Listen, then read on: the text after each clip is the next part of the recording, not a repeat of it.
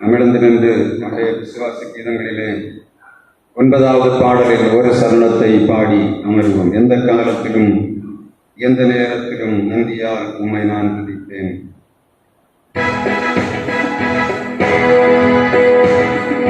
கடைசி சரணத்தை பாடி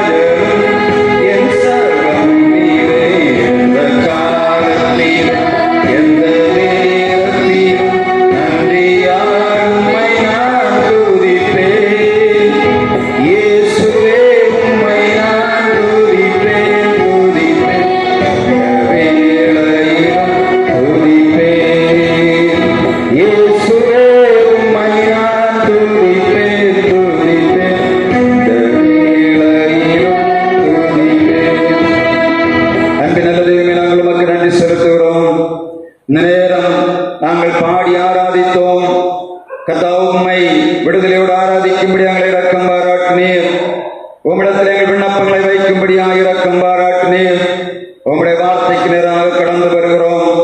கர்த்தர் பேசுவீராக, கேட்கிறவர்கள் பயன்பெறட்டும், வாழ்வின் எல்லா நலன்களும் பெற்று செழிக்கும்படியாய் கிருபை தாரும். உம்முடைய தயவுள்ள கரங்களை ஒப்புக் கொடுக்கிறோம்.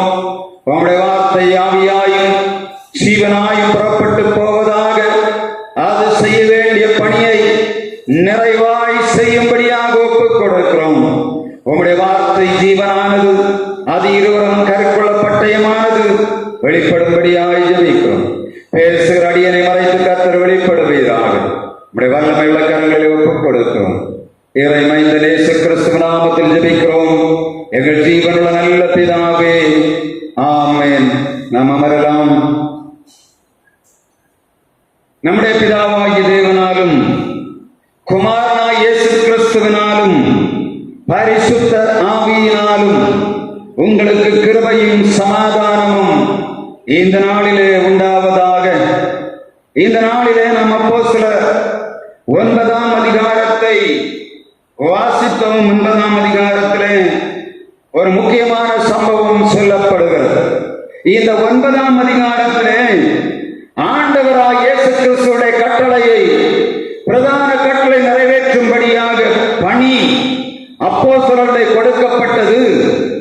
பேதுரு, யோவான், சேவான், பிலிப்பு இவர்கள் மூலமாக அநேக ஊழியங்கள் நடைபெற்றது. இந்த 9ஆம் அதிகாரத்திலே சவுலின் மூலமாக தமஸ்கு பட்டணத்திலே ஊழியம் நடைபெற்றது.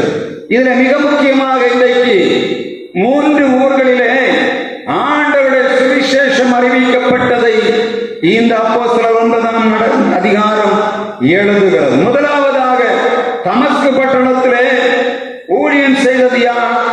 சவுல். இங்கே வேதம் சொல்லுகிறது 9ஆம் அதிகாரத்திலே முழுவதுமாக நாம் பார்க்கும்போது சவுல் அப்போஸ்தலர் 9ஆம் அதிகாரம் 22, 23 வசனத்திலே அந்த காரியம் சொல்லப்பட வாசிக்கிறோம். சவுல் அதிகமாக திடன் கொண்டு திருஷ்டாந்தப்படுத்தி தமஸ்குவில் குடியிருக்க யூதர்களை கலங்க பண்ணினான். அநேக நாள் சென்ற பின்பு அவனை கொலை செய்யும்படியாக தேடினார்கள். இங்கே 29, 30, 31 வசனங்களிலே அவன் கிரேக்கரோடு சம்பாஷித்ததாக வேதம் சொல்லுகிறது. இந்த தமஸ்கு பட்டணத்துடைய அர்த்தம் என்று சொன்னால் அது இருள் என்று சொல்லப்படுகிறது. தமஸ்கு என்றாலே இருட்டு அல்லது அறியாமை இருள் நிறைந்த இடம் என்று தமஸ்குவை சொல்லப்படுகிறது. இந்த அறியாமை இருள் நிறைந்த இடத்திலே ஆண்டவர் சவுலை கொண்டு தம்முடைய ஊழியத்தை நிறைவேற்றும்படியாக தமஸ்குவுக்கு வருகிற வழியிலே ஆண்டவர் ஒளியின் மூலமாக இந்த சவுலை சந்திக்கிறார். அந்த வெளிச்சத்தின் மூலமாக தமஸ்கு என்ற அறியாமை இருளுக்குள்ளே கிடந்த யூதர்கள், கிரேக்கர்கள் இவர்களுக்குள்ளே சவுல் மூலமாக சுவிசேஷம் நடைபெறுகிறது. ஆண்டவர் தான் செய்ய நினைத்த காரியங்களை ஒன்றொன்றாக அப்போஸ்தலரை கொண்டு செய்து வருகிறார். முதலாவதாக ஆண்டவர் தமஸ்குவிலே இருளுக்குள்ளே கிடந்தவர்கள், கிரேக்கர்கள், யூதர்கள், மிகப்பெரிய கல்விமான்கள், அநேக கேள்வி கேட்கிறவர்கள். யூதர்கள் அடையாளத்தை தேடுகிறவர்கள், கிரேக்கர்கள் ஞானத்தை விரும்புகிறவர்கள். இந்த ரெண்டு பேருக்கும் கிரியை செய்ய வேண்டிய காரியம் என்ன?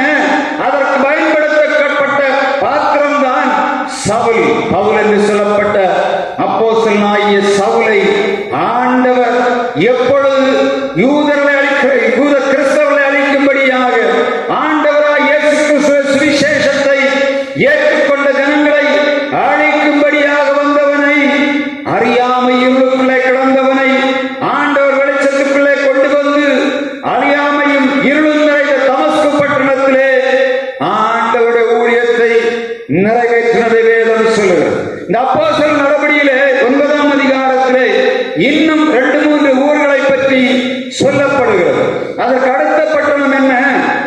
இங்கே பேதுரு வருகிறான். வாசிக்கலாம். மித்தோ பட்டணம். அது அப்போஸ்தலர் 9ஆம் அதிகாரம் 32 முதல் 35 வரை சொல்லப்படுகிறது. 9ஆம் அதிகாரம் 32ஆம் வசனத்திலே பேதுரு அவன் எல்லா இடமும் சுற்றித் திரிந்து லித்தா பட்டணத்திற்கு வருகிறான். இதைத்தான் நாம் இன்றைக்கு வாசித்தோம். லித்தா பட்டணம் என்று சொன்னால் என்ன? அது கவர்ச்சி நிறைந்த பட்டணம். லித்தா என்றாலே கவர்ச்சி என்ற அர்த்தம். இந்த இடத்திலே கவர்ச்சி நிறைந்த பட்டணத்திலே ஒரு மனிதன் திமிர்வாதம் பிடித்தவனாக கிடக்கிறான். எங்கெல்லாம் கவர்ச்சி இருக்கிறதோ அங்கே பாவம் நிறைந்து கிடக்கும். இயேசு ஒரு திமிர்வாதக்காரனை மத்தேயு 8ஆம் அதிகாரத்திலே சுகமாக்குகிறார். அங்கே சொல்லுகிறார், என்ன சொல்லுகிறார்? திமிர்வாதக்காரனை பார்த்து சொல்லுகிறார். திமிர்வாதக்காரனை பார்த்து ஆண்டவர் சொல்லுகிறார், உன் பாவங்கள் மன்னிக்கப்பட்டது. திமிர்வாதம் எங்கிருந்து வருகிறது? பாவத்தின் அடிப்படையிலே திமிர்வாதம் வருகிறது. இங்கே ஐனேயா என்று சொல்லக்கூடிய மனிதன் கவர்ச்சி நிறைந்த பட்டணத்திலே திமிர்வாதம் பிடித்தவனாக, பாவம் நிறைந்தவனாக படுத்து கிடக்கிறான்.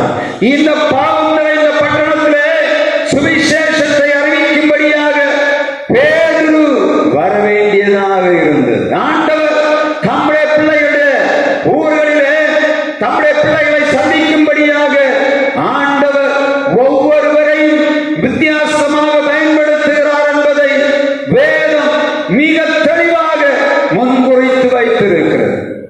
சவுலை கொண்டு என்ன ஊழியம் செய்ய வேண்டும்? பேதுருவை கொண்டு என்ன ஊழியம் செய்ய வேண்டும்? பிலிப்பை கொண்டு என்ன ஊழியம் செய்ய வேண்டும்? யோவானை கொண்டு என்ன ஊழியம் செய்ய வேண்டும் என்பதை ஆண்டவர் மிக தெளிவாக அறிந்திருந்தார். எனவேதான் லித்தா பட்டணத்திற்கு பேதுரு வருகிறான். வந்தவுடனே லித்தாவிலும் சாரோனிலும் இருக்கிற ஜனங்கள் அநேகர் இந்த பாவத்தின் அடிமைத்தனத்துக்குள்ளே சொல்லுகிற சுவிசேஷத்துக்கெல்லாம் எதிர்த்து நிற்கிற ஜனங்களாக இருந்திருக்கிறார்கள். எனவேதான் ஆண்டவர் அங்கே ஒரு அதிசயத்தை செய்து தம்முடைய நாமத்தை மகிமைப்படுத்த வேண்டியதாக இருந்தது. அப்போஸ்தலர் 9ஆம் அதிகாரம் 35ஆம் வசனம் வாசிங்க. 34. பேதுரு அவனை பார்த்து, ஐனேயாவே, இயேசு கிறிஸ்து உன்னை குணமாக்குகிறார். ஐனேயா யார்? 8 வருடங்களாக படுக்கையிலே திமிர்வாதமாய் கிடந்தது. எழும்ப முடியாதபடி இருளுக்குள்ளே, கவர்ச்சி என்ற அடிமைத்தனத்துக்குள்ளே, பாவத்துக்குள்ளே சிக்கி 8 வருடமாக படுத்து கிடந்தது. எழுதி பார்க்க எவ்வளவு எழும்புகிறானோ அதற்கு அதிகமாக பாவம் அவனை தள்ளி போடுகிறது. ஒரு ஸ்டெப் எடுத்து வைத்தால் இரண்டாவது ஸ்டெப் இன்னும் அதிகமான பாவம் அவனை கட்டி வைத்திருந்தபடியினாலே எழும்ப முடியாதபடி சுபர்வாதமாய் கட்டிலே 8 வருடங்கள் கிடக்கிறான். எல்லாவற்றையும் தான் செய்ய வேண்டிய எல்லா கடமைகளையும் பிறர் செய்ய வேண்டிய சூழ்நிலை. நாட்டம் பிடித்தவனாக படுக்கையிலே எல்லாராலும் வெறுக்கப்பட்டவனாக எந்த மனிதன் வீட்டுக்குள்ளே வர முடியாதபடி நாட்டம் பிடித்தவனாக கிடந்த திமிர்வாதக்காரனை பேதுரு வந்தான். அவனை பார்த்து சொன்னார், ஐனேயாவே, இயேசு உன்னை குணமாக்குகிறார், உன் படுக்கையை நீயே போட்டுக்கொள் என்று சொன்னான். எப்படி? ஐனையாவை பார்த்து எழுப்பி விடல, சொல்லுகிறான், எழுப்பு, உன் படுக்கை நீயே போட்டுக்கொள் என்று சொன்னான். அவன் எழுப்பினான். அவனுடைய படுக்கையிலிருந்து எழும்பி விடுதலை பெற்றவனாக வெளியே வருகிறான். எல்லா ஜனங்களும் பார்க்கிறார்கள். எவ்வளவு பேர் இருக்கிறார்கள். லித்தாவிலும் சாரோனிலும் ஏராளமான யூதர்கள் நிறைந்து கிடக்கிறார்கள். இந்த இடத்திலே ஆலயங்கள் இருக்கிறது. ஆனால் திமிர்வாதக்காரன் ஒருவனை சொஸ்தமாக்க அவர்களாலே முடியவில்லை. பேதுரு வந்தான். அந்த திமிர்வாதக்காரனை சொஸ்தமாக்கினதாக வேதம் சொல்லுகிறது. அதன் மூலமாக லித்தா, சாரோன் பகுதிகளில் உள்ள ஜனங்கள் இயேசுடைய வெளிச்சத்தை பெற்றுக் கொண்டார்கள் என்பதை நாம் பார்க்கிறோம்.